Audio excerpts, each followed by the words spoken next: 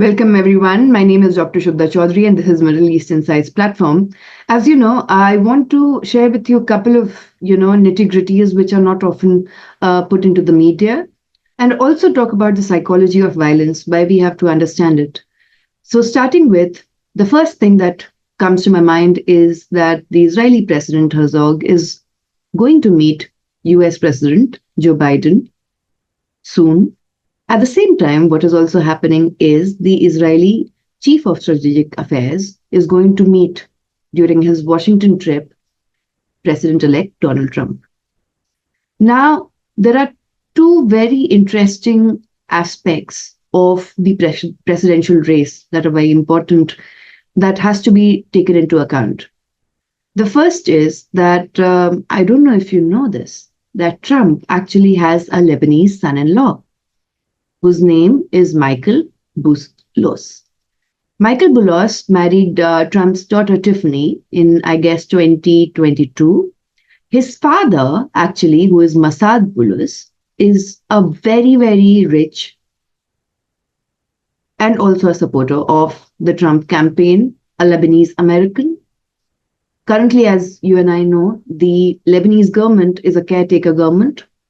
There are, along with the negotiations for ceasefire, the intricacy of if a government, a permanent government, can be established in Lebanon.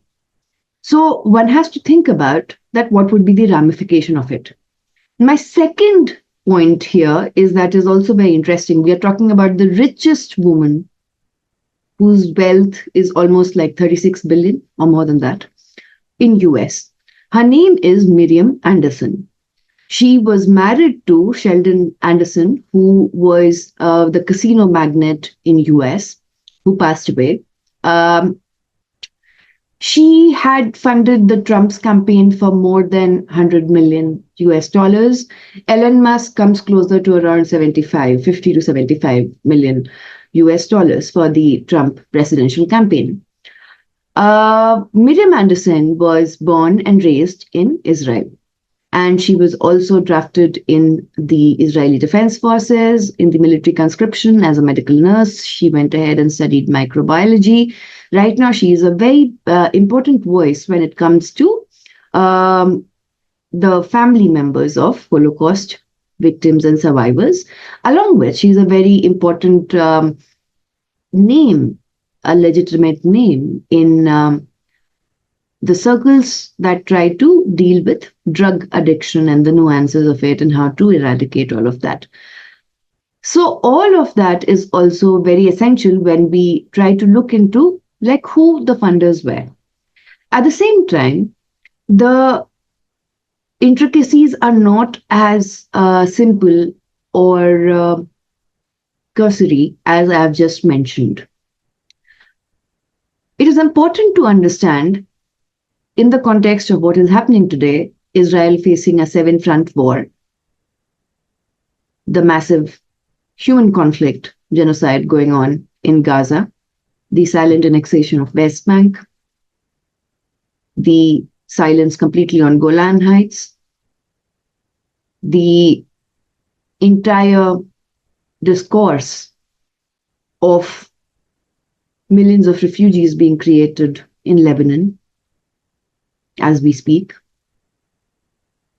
So the psychology of violence, if you read Frantz Fanon's work, Wretched of the Earth, in the foreword, Jean-Paul Sartre wrote that, what happens, because Frantz Fanon spoke about how violence stays in your body, how the trauma and violence stays in your body.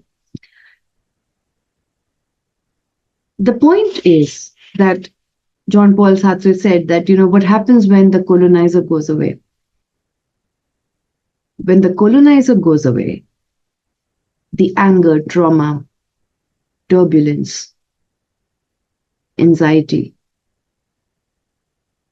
numbness stays in the body of those who have been colonized. Now, the colonizer is not there. So where do they take their anger out at? They will find various ways of catharsis through violence. But where do they take it out once they're independent? The answer lies that they take it out on each other. But before we understand what colonialism and the impact of it is, we also have to understand settler colonialism.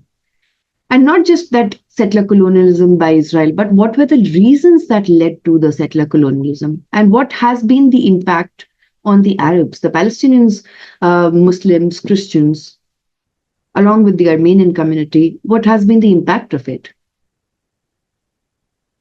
And how, with so many conflicted memories, idea of a home, idea of being in exile, the impact of Holocaust, the impact of Al-Nakba, how all of that has curated violence as a form of catharsis. So for that, I would like to share with you that I'm going to start by 20th of November an online course for 4 months. We'll meet twice a week through Zoom, in which I'm going to teach you everything about Israel-Palestine.